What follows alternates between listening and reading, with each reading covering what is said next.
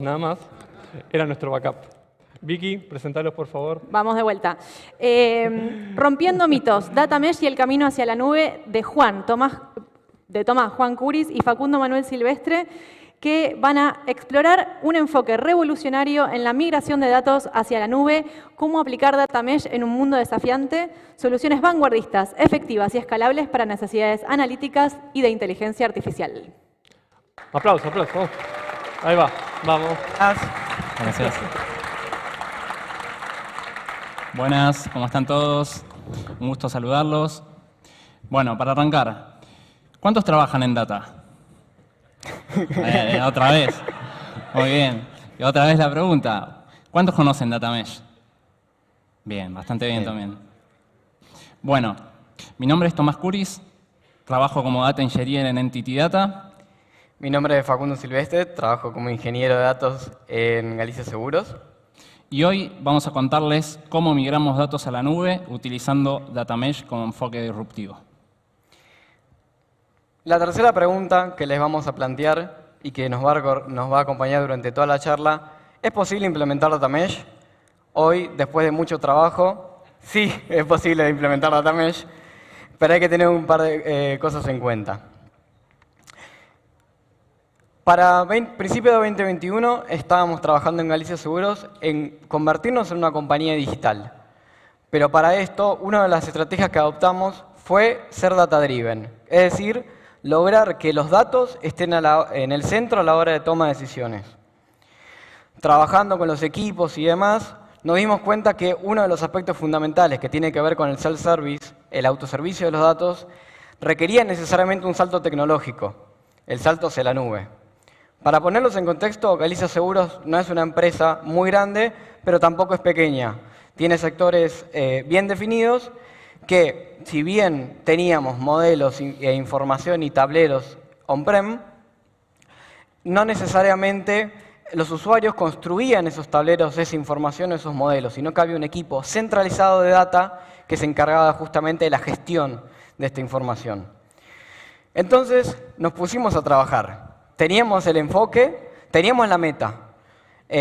Una de las preguntas que me acuerdo que surgieron con mi líder y en el equipo era ¿qué vamos a hacer con todo lo que ya estaba? ¿Cómo vamos a migrar todo lo que estaba on-prem a lo nuevo? O por ejemplo, ¿cómo íbamos a convencer a esos usuarios que hoy no estaban trabajando con la información, sino que había un equipo que les generaba la data?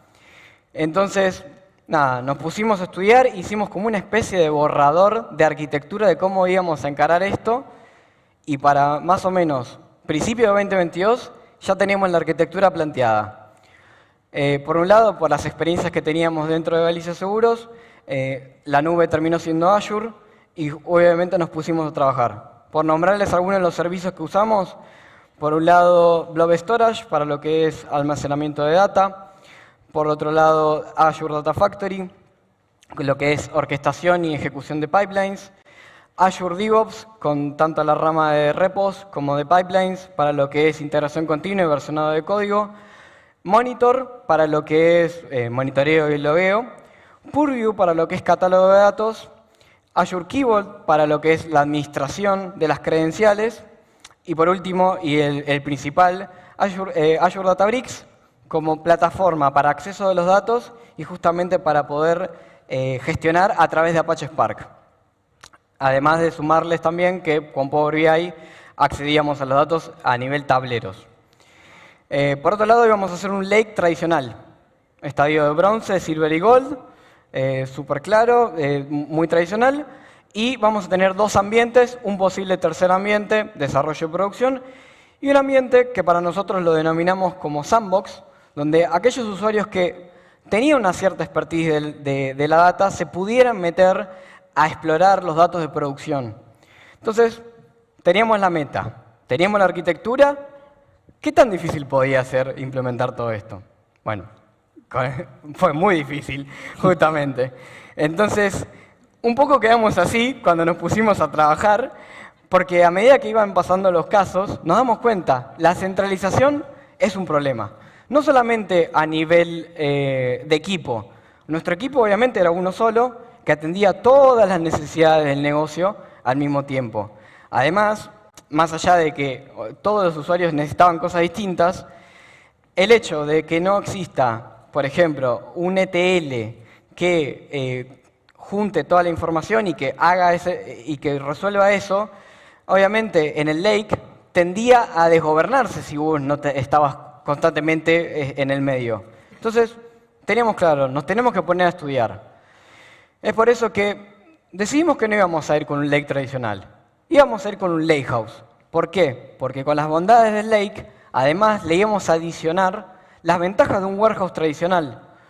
Entonces, apoyándonos en la tecnología de Delta Lake, armamos las Delta Tables, que justamente entre una de las cosas que nos daba como ventaja era romper con el tema de la rigidez que te da Parquet. Por otro lado, además, una problemática muy importante que nos planteaba el hecho de armar distintas instancias de Databricks es que cada instancia de Databricks tenía su propio catálogo, su propio metastore. Entonces, ¿cómo íbamos a hacer para que los usuarios que quizás que necesitan acceder a data productiva para poder gestionar esa data o mismo generar nuevos modelos, estos usuarios que les comentaba que podían ser más expertos, ¿cómo podíamos hacerlo? Bueno, Databricks tiene un feature que se llama Unity Catalog, que justamente unificaba todo el catálogo y hacía accesible en un único punto de gobernanza para poder llegar justamente a poder acceder desde, por ejemplo, estos sandbox para estos usuarios que iban a estar ya sea por sector o por un propósito, iban a querer acceder a la data productiva. Lo teníamos claro. Data governance es muy importante a la hora de cualquier cosa de estas. Pero sin embargo no resolvíamos una problemática central, la centralización de nuestro equipo. Entonces nos pusimos a estudiar. Por un lado leímos de Data Vault, leímos de Data Fabric, seguimos profundizando en Data Lakehouse. Y entre esas cosas, entre esos papers que leímos Data Mesh. Al principio no le dimos mucha importancia. Sin embargo, leyendo algunas cosas, dijimos, epa, bueno, puede ser que tenga que ir por ahí a cosas. Pero definamos qué es Data Mesh. Se los voy a leer tal cual. Data Mesh es un enfoque sociotécnico descentralizado para compartir, acceder y administrar datos analíticos en entornos complejos y o de larga escala dentro y a través de organizaciones. O dicho en criollo, es un enfoque justamente cultural y técnico para descentralizar la gestión de la data. Entonces, Data Mesh tiene 4 principios. Por un lado, datos como productos. Los datos son sumamente importantes para las compañías y son un activo. Es sumamente importante esto. Y qué mejor, que se enlaza con el segundo de los principios, qué mejor que esto esté administrado por quien entiende esos datos. Entonces, el segundo de los principios que habla de los dominios de datos descentralizados, justamente los especialistas que entienden esa data van a construir esos datos. Pero para poder hacer esto, tiene que haber un gobierno computacional federado, que es el tercero de los principios. Es decir, que la información, la estructura y toda la arquitectura esté propicia para que esas personas puedan construir sus datos. Y por último, y no menor, tiene que haber una infraestructura self-service para que justamente el acceso de los datos para todos los usuarios sea accesible justamente. En esta lógica de consumidores y productores es sumamente importante porque necesitan acceder, necesitan ver la data. La verdad, no vuelve a la cabeza. Me acuerdo más o menos para esta época, 2022, octubre ya estábamos, ocurrió el Nerdearla, también hablaban de Data Mesh, pero nos contaban los distintos exponentes, nos contaban ya sean sus virtudes, sus defectos y demás, pero hay una cosa que me quedó marcada a fuego, que tiene que ver con que no había tantas experiencias en el mercado utilizando Data Mesh. Entonces, estábamos dentro de un terreno de lo desconocido. Pasada la etapa de enamoramiento y de que nos gustaba todo esto, Galicia Seguros, el equipo de data y la gerencia de data, nos pusimos a trabajar. Algunas definiciones importantes, y para mí la más crucial, no íbamos a hacer Data Mesh tal cual. Íbamos a usar parte de la información que ya teníamos para poder construir nuestro propio Data Mesh. Entre algunas de las definiciones, por ejemplo, íbamos a seguir teniendo la centralización de algunos de los pipelines, especialmente de aquellos datos maestros, como por ejemplo la definición de un cliente, le íbamos a seguir teniendo dentro de nuestro equipo. ¿Por qué? Porque lo que provocaría descentralizar totalmente la gestión de estos pipelines es la duplicidad de los datos, que es una de las grandes problemáticas dentro de DataMesh. Por otro lado, también sabíamos que no íbamos a justamente dividir los dominios por sectores como plantea la teoría, sino que lo íbamos a hacer a través de justamente los productos de Galicia Seguros, ¿sí? Entonces, hasta ahora teníamos la meta, convertirnos en una compañía digital. Teníamos la arquitectura, ya teníamos unos primeros casos, ya empezábamos a tener el enfoque, pero nos faltaba algo sumamente importante: migrar todo lo que ya estaba antes on-prem. ¿Por qué? Porque queríamos justamente bajar el time to market, queríamos democratizar la data que estaba a la par. Esto daría autonomía a los procesos end-to-end y además, al fin y al cabo, la meta sería convertirnos en una compañía digital. Entonces, desde el equipo se armó un equipo interdisciplinario entre justamente muchos roles, parte de ingeniería, de testing, de gobernanza y demás, que tuve el placer y el privilegio de liderar. Y entre esas, justamente, lograr todo esto requería además manos, pero manos expertas, no solamente manos expertas, gente que nos pudiera acompañar en todas estas buenas prácticas. Es entonces, entre ellos, que se suma Tommy, se sumó el equipo de Entity Data. Llegaba marzo de 2023 y desde Entity Data nos sumábamos a este equipo, a Galicia Seguros, como socios estratégicos para darle el puntapié inicial y para llevar a cabo esta migración que tanto trabajo había tenido de planificación. Y nos sentíamos así, estábamos contentos, estábamos entusiasmados. La realidad es que trabajar con enfoques disruptivos y nuevos para todos los que trabajamos en tecnología es algo espectacular. Y tener esta oportunidad entre las manos era para nosotros un lujo.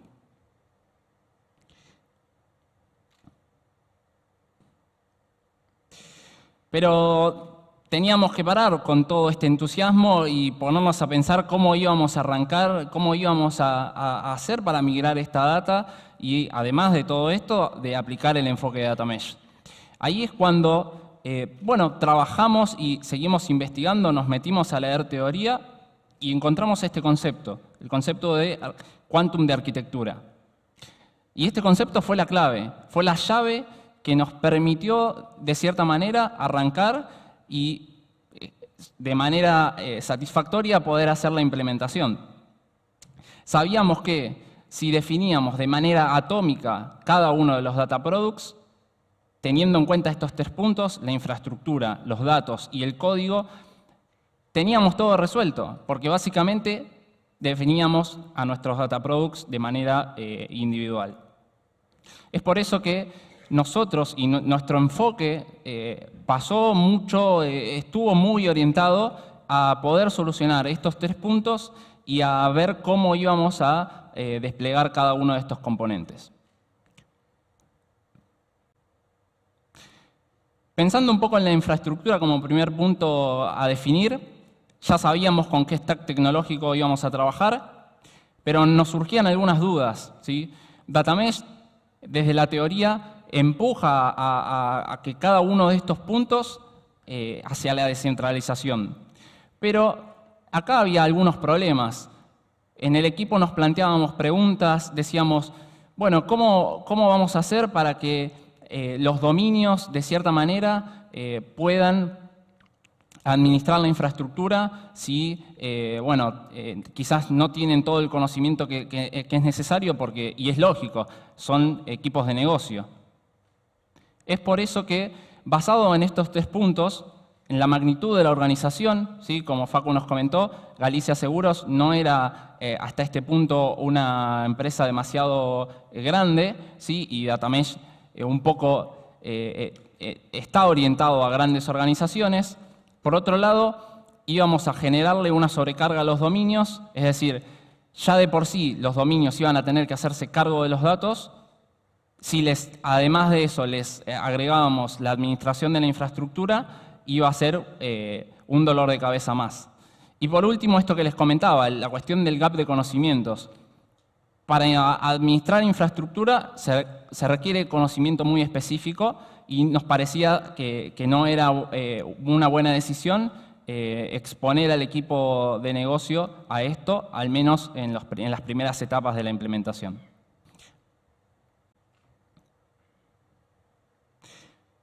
Llegaba el segundo punto, los datos. Acá, bueno, teníamos también algo bastante claro. Íbamos a trabajar con un enfoque de Lakehouse. Íbamos a trabajar dentro de la plataforma de Databricks. Al principio, toda nuestra plataforma y todo nuestro desarrollo iba a estar basado en Apache Parquet. Pero también, como comentó Facu, esto nos iba a traer problemas por la rigidez de este formato. Es por eso que, bueno, nos decantamos y trabajamos con las tecnologías nativas de Databricks, como por ejemplo Delta Lake y sus Delta Tables, apoyados también muy fuertemente en Unity Catalog, como catálogo centralizador de todas estas tablas. Y llegaba el último punto, lo importante, el código. Cómo íbamos a desarrollar nuestros ETLs, qué enfoque íbamos a utilizar. Acá DataMesh nos obligaba otra vez a pensar fuera de la caja, a dejar nuestras prácticas comunes, como por ejemplo la centralización de los ETLs que comparten una misma lógica, y pasar a descentralizar también esta cuestión del código. Porque si volvemos a pensar en el quantum de arquitectura, teníamos que lograr que cada data product quede definido de manera autónoma. Si utilizábamos nuestro enfoque tradicional, íbamos a quedarnos atados a un único desarrollo de ETL. Es por eso que duplicamos nuestro código y lo almacenamos en distintos repositorios correspondientes a cada uno de los data products.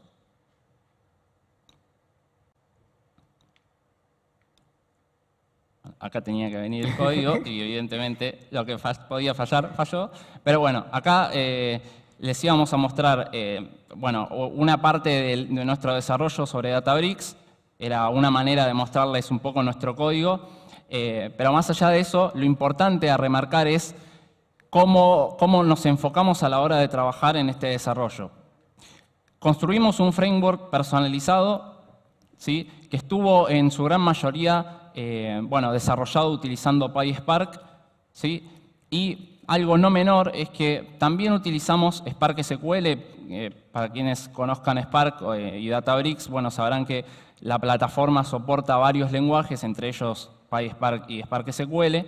Y bueno, el objetivo de utilizar Spark SQL era facilitarle, bueno, la vida a los squads de negocio que no tenían tanto conocimiento en la parte de código, pero que sí venían trabajando con un lenguaje muy similar, con lo cual el onboarding a este nuevo enfoque iba a ser mucho más suave, mucho más directo, más rápido.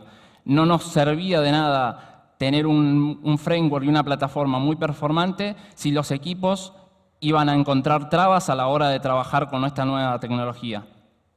Otra de las razones por las cuales podemos decir que elegimos también bueno, Databricks para trabajar es que es una plataforma que de cierto modo nos acompaña y con sus funcionalidades, como decía recién, con la multiplicidad de código y de lenguajes que permite utilizar, nos da flexibilidad a la hora de bueno, armar distintos tipos de equipos.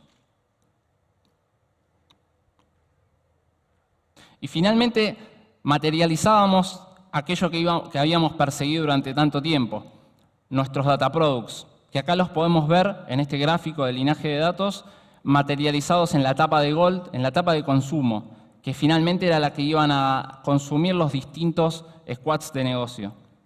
Y esta funcionalidad no menor, el linaje de datos, se volvía también muy importante, no solamente para nosotros en cuanto a la hora del desarrollo. Como ingenieros de datos siempre tenemos que estar resolviendo problemas de carga, tenemos que entender, bueno, de dónde vienen los datos, qué tipos de data types estamos manejando, y esta funcionalidad era clave para hacer eso, sino que también iba a ser clave para lo que venía, para cuando la malla de datos estuviera funcionando.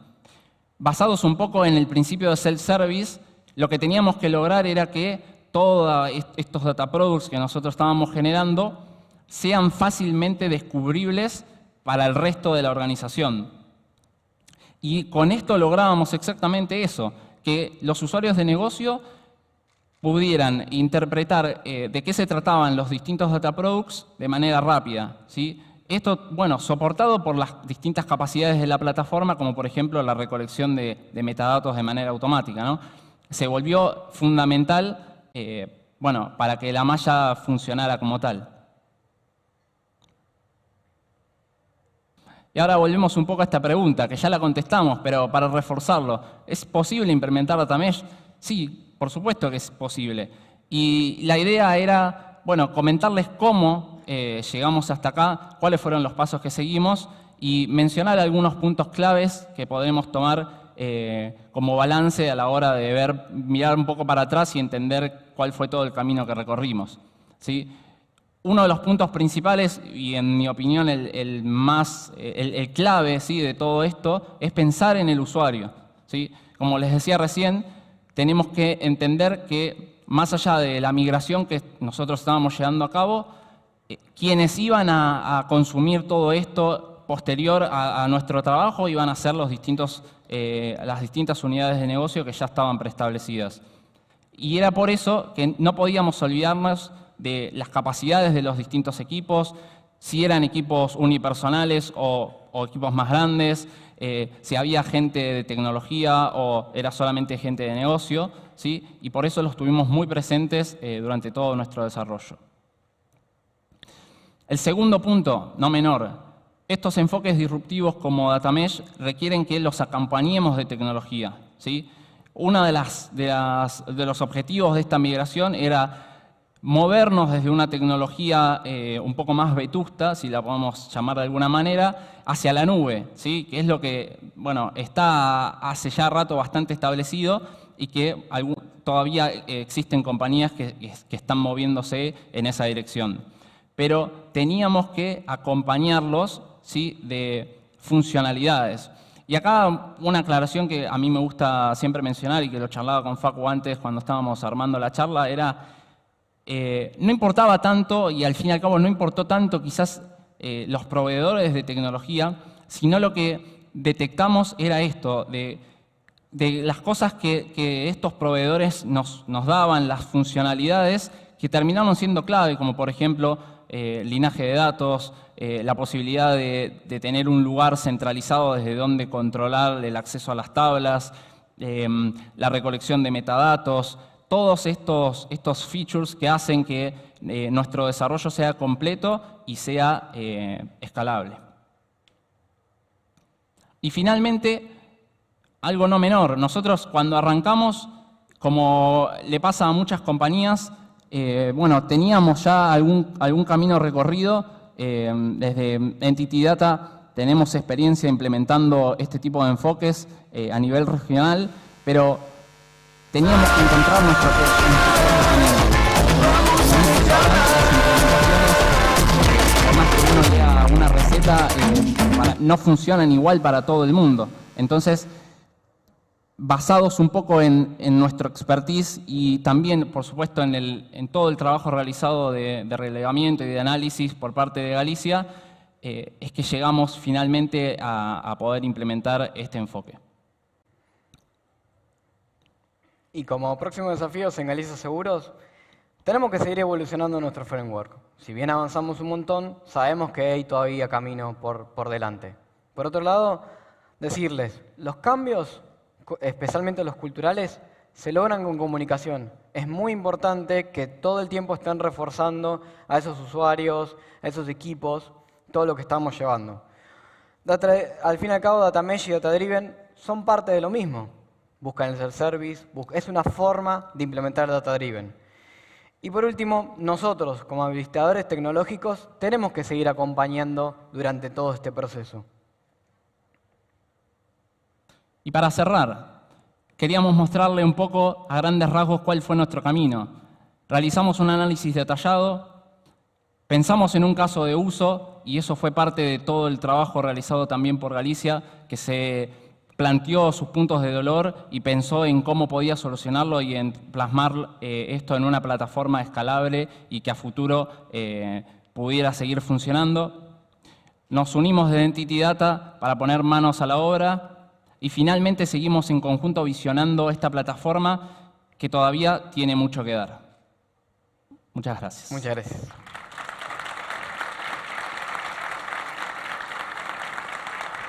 Vamos todavía. Espectacular, muchas gracias. ¿Cómo están, chicos? ¿Cómo se sintieron? ¿Cómo se sintieron? Muy bien, muy bien. Bueno, nosotros Sí, sí. traemos... ¿La primera, la segunda o la tercera vez? La tercera fue la vencida. Es la primera charla que dan, ¿no? Es la primera. Un sí, fuerte señor. aplauso de vuelta. Es la primera charla que dan. Ahí va. Ahí va, ahí va, ahí va.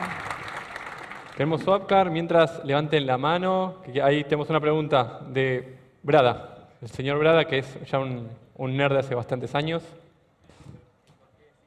Y no anda. Tenemos backup, tenemos backup. Tenemos backup. Tenemos un backup. Ese fue el DNS, sí, exactamente. Ahí está llegando el backup. Acá. Estos incómodos segundos hasta de silencio. No, pero para que nos escuche la Decinos- gente que nos está viendo en vivo. Decinos, Seba, Bueno, y yo mientras solucionamos el problema Sí. técnico, vamos con una pregunta de Swapcard. Vamos. Que Matías pregunta, Bien. ¿por qué duplicaron el código? ¿Qué ventajas y desventajas encontraron? ¿Me repetís, perdón, que no lo llegué a Sí, encontrar? es ¿por qué duplicaron el código y qué ventajas y desventajas encontraron? Bien. Bien, ahí para responder, yo quizás durante la charla por ahí no me terminé de explicar bien, pero en sí nosotros lo que no duplicamos el código, sino que lo que hicimos fue distribuirlo en distintos repositorios, porque lo que teníamos que lograr era que, bueno, esos repositorios estén administrados por cada uno de los squads de negocio.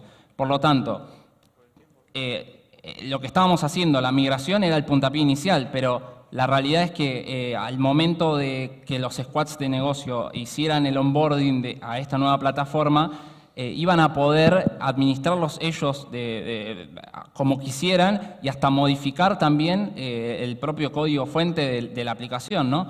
Entonces, si nos quedábamos en un modelo con un repositorio centralizado, si dos equipos de negocio querían de alguna manera, bueno, modificar el código al mismo tiempo, iba a haber conflictos. Indefectiblemente teníamos que descentralizar, no podíamos quedarnos con esta estructura que no era flexible.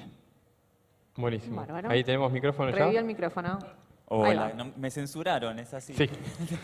Bueno, buenísima la charla y buenísimo ver justamente que haya adopción, que empiezan a ver cosas nuevas y que empieza a adoptarse. Pregunta relacionada justamente a lo que están hablando recién. ¿Cómo definen dónde trazar la línea cuando hablan, ¿no?, de bounding context, de dominios que son un poco más tendientes a centralizarse? ¿Cómo deciden dónde trazar la línea donde decir este dominio lo centralizamos y justamente hablan de duplicar código, ¿cómo garantizan que los que son 100% descentralizados se pueda hablar entre sí, ¿no? Que es lo que desarrolla marketing de repente se pueda consumir por riesgo porque haya algo en común que se hable entre sí, digamos? ¿Cómo hacen ese balance? ¿Querés responder la primera parte del tema de la...? Sí. Lo que tiene que ver específicamente con la duplicidad de la data, la idea es justamente cómo trazamos eso del tema master. Justamente lo que provoque que haga que la información se termine duplicando. Un claro ejemplo que tuvimos dentro del equipo fue el tema de clientes. Tener una definición de un cliente para un equipo operativo, para un equipo operativo, de finanzas y demás, iba a ser un problema. Entonces, lo que genera una duplicidad, que es lo que naturalmente pasa en Data Mesh, queda dentro del dominio de Master y queda dentro de nuestro equipo de ingeniería de datos, o en realidad de equipo de la gerencia de data en general. Y la parte de... ¿Me repetís la segunda parte? Perdón que no recuerdo.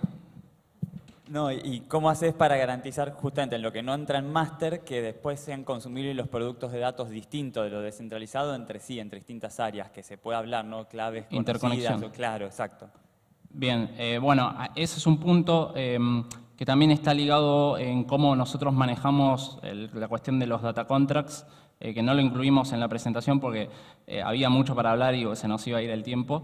Pero bueno, sí, ahí, digamos, nosotros, para hablar un poco de lo que es data contracts, que bueno, es la mejor, por ahí la mejor manera de enfocar esta respuesta es, al principio nosotros lo que hicimos fue tener un enfoque que no era quizás demasiado flexible, y después investigando terminamos decidiendo de que al primer momento del desarrollo, por cómo lo encaramos y por lo que estábamos haciendo, que era una migración, era, bueno, no aplicar data contracts, porque la realidad es que en los primeros meses la malla no estaba funcionando, no había equipos que estuvieran tratando de conectar productos entre sí. Pero es verdad que tenemos que prestarle más atención a esta cuestión y es por eso que, bueno, decidimos implementar en estos próximos pasos, una vez que la malla ya esté funcionando, en realidad antes de que empiece a funcionar, es data contracts en formato YAML y que esos data contracts contengan la metadata necesaria y la estandarización para que bueno, los productos sean compatibles entre sí, porque evidentemente si estamos hablando de que tenemos que poder unir esa información, se tienen que poder hablar, tienen que estar en formatos que sean compatibles y que de alguna manera bueno, se puedan unificar, ¿sí? Pero es uno de los puntos a desarrollar en los próximos meses. Bueno. Buenísimo. Tenemos tiempo para una pregunta más. Última pregunta. Acá. Ahí está. Hola, ¿cómo están? Bueno, antes que nada, excelente charla, muchísimas gracias. Me quedó una duda mirando lo que es la composición del equipo que armó todo esto y me sorprendió no ver un Machine Learning Engineer, un Data Scientist. Entonces, la pregunta que se me surge es primero, si en este momento están usando módulo de Machine Learning y lo están poniendo en producción, digamos, y en esa línea, ¿qué parte de la arquitectura consideraron meter de lo que es el framework de MLOps en todo esto? Por ejemplo, si consideraron meter un feature store, si consideraron lo que es la orquestación de pipelines de Machine Learning, lo veo muy dedicado a data y excelentemente dedicado. Quería saber qué cosas tienen pensadas para ir en ese terreno. Muchas gracias a los dos. Bien. Para responder conciso, no incluimos a todos los que estaban participando en este proyecto. Obviamente, como dije, tiene que ver con la gerencia de data en general. Mi participación específicamente, que es lo que se vio plasmado en la charla, es más que nada la parte de ingeniería, arquitectura y demás. No sabría responderles ahora exactamente ese enfoque. Sin embargo, sí estuvieron obviamente involucrados y en realidad parte de lo que viene es seguir evolucionando justamente. Piensen que venimos de trabajar cosas on-prem, recién estamos dando el salto a la nube, 100%, con casos de uso súper efectivos, con cosas que ya están en producción. Entonces, también queda un camino por recorrer y seguir haciendo. Pero bueno, no podría profundizar exactamente y tampoco por tiempo. Así que... Igual, nada, si tienen alguna pregunta también los invitamos al stand de Entity Data para que nos puedan consultar cualquier cosa. Buenísimo. Excelente. Buenísimo. Bueno, muchas gracias. Bueno, Un aplauso gracias para chicos los de vuelta por la charla. Gracias. Un aplauso Bien, para gracias. ellos.